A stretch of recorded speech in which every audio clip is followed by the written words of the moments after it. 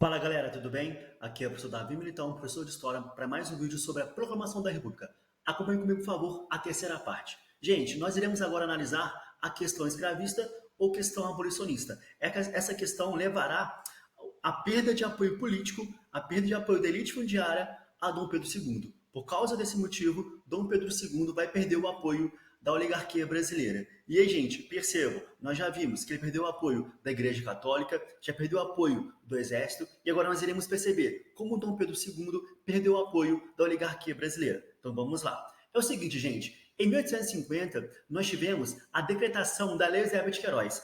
A Lei Eusébio de Queiroz foi uma lei criada onde essa lei ela proibia a vinda de escravos para o Brasil. Então ela proíbe o quê? O tráfico negreiro. Então aqueles navios negreiros que saíam da África não mais poderiam aportar em nosso território. E aí, gente, naquele momento o Brasil cria essa lei devido a uma pressão inglesa. Sim, a Inglaterra vai pressionar o Brasil a decretar o fim da escravidão. Obviamente, Dom Pedro II não decreta, né, o fim da escravidão, mas decretou a proibição do tráfico negreiro. E aí, vamos entender então por que a Inglaterra, naquele momento, ela quer que o Brasil proíba, pelo menos, o tráfico negreiro. Gente, escravo, ele é mercado consumidor? Escravo consome produto? Não, o escravo, ele é um produto. O escravo, naquele momento, ele era o que, gente? Comercializado.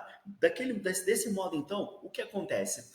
Em plena Revolução Industrial, em pleno avanço do capitalismo pelo mundo afora, a escravidão é um entrave para os lucros da Inglaterra. A escravidão é um entrave para o total desenvolvimento do capitalismo no mundo todo, obviamente, inclusive no Brasil, né? E aí, naquele momento, os ingleses, então, pressionam o governo brasileiro, pressionam o governo imperial, ou seja, pressionam Dom Pedro II para que ele proibisse, no mínimo, o que, gente? O tráfico negreiro. Dom Pedro II vai ceder às pressões da Inglaterra, e aí, gente, em 1850, Dom Pedro II cria o quê? Ele cria a Lei Eusébio de Queiroz. Percebam, a Lei Eusébio de Queiroz, ela não acaba com a escravidão, ela sim proíbe o tráfico negreiro. E agora, gente, como os senhores de escravo, como os senhores da terra, como aqueles oligarcas iriam substituir a sua mão de obra? E aí, agora não podem mais comprar escravos de fora, não podem mais aportar navios negreiros em nosso território. Os nossos senhores, né, os senhores de terra do Brasil, naquele momento, principalmente os barões do café, o que eles decidem fazer, gente? Eles promovem um tráfico interprovincial. Como assim, Davi, tráfico interprovincial? Interprovincial entre as províncias. Eles passam a comprar escravos de outras províncias, de outras regiões, principalmente das regiões sul e norte do Brasil. Entretanto, gente, aqueles escravos que estavam nas regiões norte e sul do Brasil era suficiente para repor a mão de obra necessária para as fazendas no sudeste brasileiro? Não, não eram suficientes. E aí, temos agora uma segunda maneira, que é o que, gente? Que é a vinda de imigrantes para o Brasil. Sim, após a Lei Eusébio de Queiroz, será muito incentivada a vinda de imigrantes ao nosso território. E aqueles imigrantes, principalmente alemães e italianos, por que vieram ao nosso território, gente? Para substituir a mão de obra escrava. Ok? Então, percebam, nesse momento, com a criação da Lei Eusébio de Queiroz, nós temos a proibição do tráfico negreiro para o nosso território, para o Brasil, e aí essa mão de obra escrava vai sendo o quê, gente? Vai sendo aos poucos sendo substituída pela mão de obra imigrante, principalmente de alemães e italianos, ok? Beleza? É o seguinte, galerinha, na década de 1860, após a Guerra Civil Americana ser finalizada em 1865, o Brasil e Cuba se tornam os únicos países da América a ainda ter um trabalho escravo. Em 1865, Abraham Lincoln, então presidente dos Estados Unidos, ele promove o que, gente? Ele promoveu a abolição da escravidão. Lembrando, essa escravidão nos Estados Unidos já tinha sido abolida em 1863, entretanto, ela só era seguida nesse momento pelos estados nortistas, né? O Sul havia se rebelado contra Abraham Lincoln, então, quando o Norte vence o Sul na Guerra Civil, e aí todos os Estados Unidos, a partir de 1865, a escravidão ela é decretada, o fim da escravidão ela é decretada. Tudo bem? Beleza? E aí, galerinha, começa então uma pressão mundial para que o Brasil também libertasse seus escravos. Lembrando, a Inglaterra continuava pressionando o nosso governo, o governo imperial, a libertar os seus escravos. E aí, gente, nossa, Davi, que legal, a Inglaterra ela é boazinha. Não, gente, a Inglaterra não é boazinha. Naquele momento, o que queriam os ingleses? Aumentaram o seu mercado consumidor. Escravo não consome produto. O escravo, ele não serve para o capitalismo. Não tem como. O escravo, naquele momento, não servia mais. Por quê, gente? Porque ele era um entrave para o desenvolvimento, para o total desenvolvimento do capitalismo no mundo todo. Ok? Assim, então, nós temos vários movimentos no mundo, inclusive aqui no Brasil, para que, gente? Para que os escravos fossem sendo libertados. Um exemplo, surge no Brasil, na década de 1970, o Partido Republicano Paulista, o PRP, surge o movimento republicano, e todos esses republicanos, gente, eles eram o quê? Eles eram contrários à manutenção da escravidão. Temos também, por exemplo, o Exército Brasileiro, que seguia o ideal positivista. Né? Na relação à questão social, o positivismo, por exemplo, o nosso Exército, influenciado por esse positivismo, ele pregava o fim do que, gente? O fim da abolição, o fim da escravidão. Ou seja, eles queriam a abolição da escravidão. Então, percebam, de todos os lados, havia o quê? Havia pressão para que o governo imperial, para que o governo brasileiro abolisse a escravidão em nosso território. Ok? Entretanto, uma grande parte dos fazendeiros, dos oligarcas no Brasil, ainda queriam o que, gente? Ainda queria manter os escravos em seus territórios. Por quê? Porque naquele momento, a principal mão de obra no nosso território, a principal mão de obra no Brasil, era o trabalho escravo. O trabalho escravo, o escravo, era a base do que, gente? Ele era a base da nossa economia. Ainda era a base da nossa economia, ok? Entretanto, naquele momento, a partir da década de 1970, nós temos os cafeicultores do Oeste Paulista que vão ascender socialmente e também queriam que a gente ascender politicamente.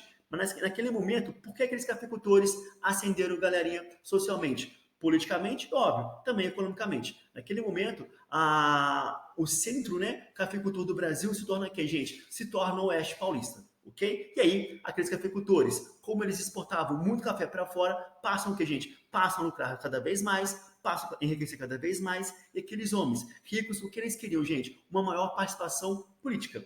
E aí, esses homens, esses cafeicultores do Oeste Paulista, perceberam o seguinte: se mantivesse com a manutenção, né, da monarquia, eles jamais teriam o que, gente? Jamais teriam acesso à política brasileira. Desse modo, então, aqueles cafeicultores do Oeste Paulista, eles se tornam republicanos, tá? Sim, se tornam republicanos, vão aderir ao PRP em São Paulo, Partido Republicano Paulista, ok? Em 1873, nós tivemos uma convenção em Itu, uma cidade paulista, e aí, naquela convenção, aqueles cafeicultores do Oeste Paulista aderem o que, gente? Aderem ao movimento republicano.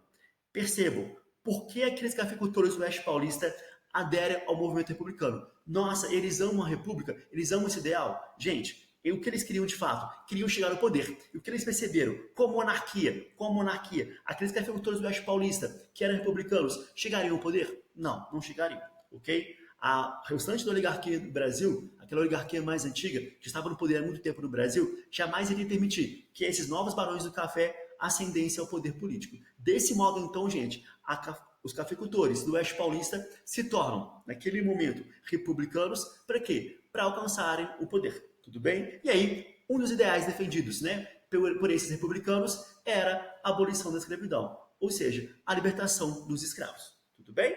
Beleza? Queridos, devido à pressão, então, né, de toda a sociedade brasileira, de cafeicultores do Oeste Paulista, do Exército, da classe média brasileira, de ingleses, enfim, Dom Pedro, juntamente com seu ministério, criou o que, gente? A lei do ventre livre, lei Rio Branco ou a lei do ventre livre, ok? E aí, naquele momento é a lei do Rio Branco, porque é o ministro do Rio Branco que vai estabelecer essa lei. E o que vai acontecer, queridos? A lei do ventre livre, o que ela estabelece, né, o que ela declara? Livre todos os filhos de escravos nascidos a partir daquela data. Então, a partir de 1871, todo filho de escravo que nasce é o que, gente? Agora é livre. Claro, temos artimanhas por trás disso aí, beleza? É o seguinte, havia uma lei que dizia que aquele escravo, aquela criança, quando nascia, né, ficava até os 8 anos de idade na fazenda com a mãe, e aí, se ela não fosse embora, ela era, aquela criança era obrigada a ficar naquela fazenda até os 21 anos de idade. Mas depois seria libertada. Entretanto, percebam, a lei do ventre livre, ela vai diminuir a oferta de escravos para a oligarquia brasileira? Sim. Diminuiu bastante com a Lei Zé de Queiroz. A Lei Zé de Queiroz foi um baque, e como foi um baque, gente, para a oligarquia brasileira. E agora vem o quê? Vem a Lei do Ventre Livre, que diminui ainda mais a oferta de mão de obra escrava para aqueles fazendeiros, para aqueles oligarcas. Beleza? Tudo bem? E aí nós tivemos, né, em 1885, a Lei do Sexagenário, que é a lei mais ridícula de todas, né, ao meu ver, porque ela vai estabelecer, né, que todos os cativos, de todos, né, os escravos acima dos 65 anos de idade fossem libertados. Gente, eram pouquíssimos que tinham essa idade, ok? Escravos que tinham essa idade, eram pouquíssimos escravos que tinham essa idade, e aqueles que tinham essa idade, desculpa, não produziam quase nada. Não tinham mais força para trabalhar, ok? Muitos ficavam moribundos, ok, na fazenda.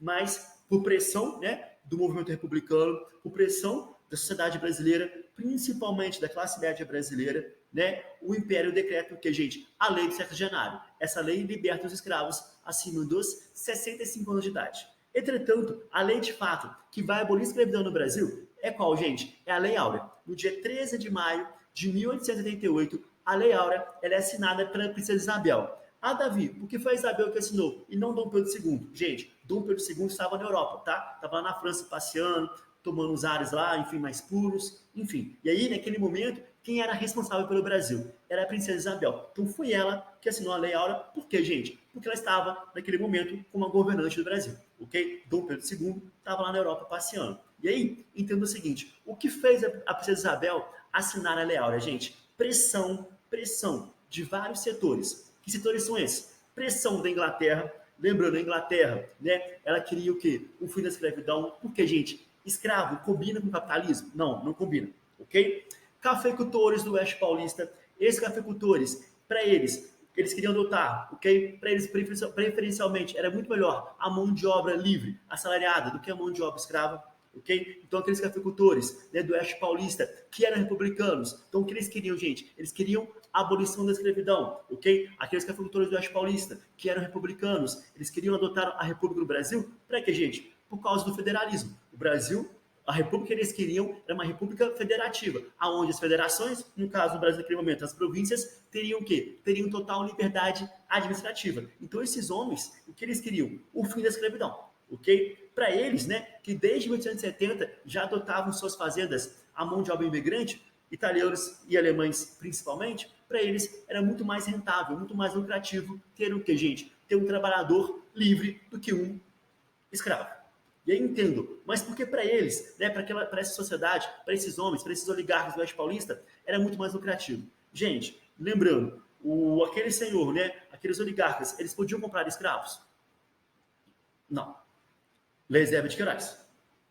Lei do ventre livre. Todo filho de escravo nascido a partir daquela data, a partir de 1871, estaria o quê? Estaria libertado. Então, aos poucos, a oferta de mão de obra escrava foi sendo o quê, gente?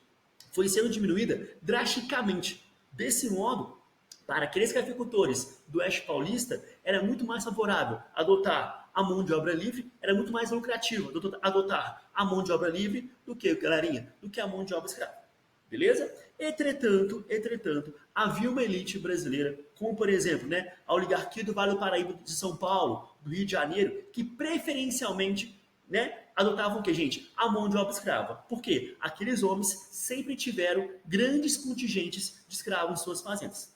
Ok? Entretanto, eles até aceitariam a abolição da escravidão. Mas o que eles queriam, gente? Eles queriam ser indenizados. Tá? Aqueles homens, o que eles desejavam? Desejavam ser indenizados. Entretanto, quando a princesa Isabel ela assina a Lei Áurea por total pressão de cafeicultores do Oeste Paulista, que naquele momento, né, era a principal oligarquia brasileira por causa do café, devido à pressão inglesa, a princesa Isabel ela assina a Lei Áurea, né? Lembrando também, nós tivemos a pressão do movimento republicano, okay, brasileiro, que surge nas principais capitais, né, nos principais centros urbanos do Brasil, em 1870, a entenda, né, principais centros urbanos, São Paulo, Rio de Janeiro, ok? E aí, galerinha, o que vai acontecer? A princesa Isabel, ela assina a Lei Áurea, entretanto, quando ela liberta aqueles escravos, quando ela promove a abolição da escravidão, aqueles senhores que perderam sua mão de obra, eles foram indenizados? Não, eles não foram indenizados. Desse modo, então, aqueles cafeicultores, ok? Que não, obviamente, né? Que não era do Leste Paulista, que era do Vale do Paraíba de São Paulo, que era do Rio de Janeiro, de Minas Gerais, aquela oligarquia, principalmente a cafeira, né? Mas também lembrando, existiam outras oligarquias do Brasil, do cacau na Bahia, do algodão no Maranhão, do açúcar em Pernambuco, enfim, ok? Aquelas oligarquias, pecuária no sul do Brasil, aqueles homens, gente, aqueles senhores de terra, o que eles queriam? Serem indenizados. Mas eles não foram o quê? Eles não foram indenizados. Desse modo, se sentiram traídos pela monarquia, se sentiram traídos pela princesa Isabel, se sentiram traídos por Dom Pedro II. E aí, gente, aquela oligarquia que era a base de apoio político de Dom Pedro II, eles se tornam republicanos. Sim, eles se tornam republicanos. Para se vingarem de Dom Pedro II, para se vingarem do Império, aquela oligarquia que não foi indenizada, gente, o que ela faz? Ela muda de lado. E aí a gente fala que eles são o quê? Republicanos de ocasião ou republicanos de 13 de maio. Por que eles são republicanos de ocasião ou republicanos de 13 de maio? Por quê, gente? Porque eles só mudaram o pensamento político deles devido a quê? Porque eles não receberam uma indenização pela libertação dos seus escravos. Ok? E aí, nesse momento, quando o governo imperial não indeniza aqueles oligarcas, gente, a oligarquia brasileira deixa de quê? Deixa de apoiá-lo. Dom Pedro II, ele perde o apoio político da oligarquia. E lembrando, grande parte dessa oligarquia brasileira estava presente no parlamento brasileiro.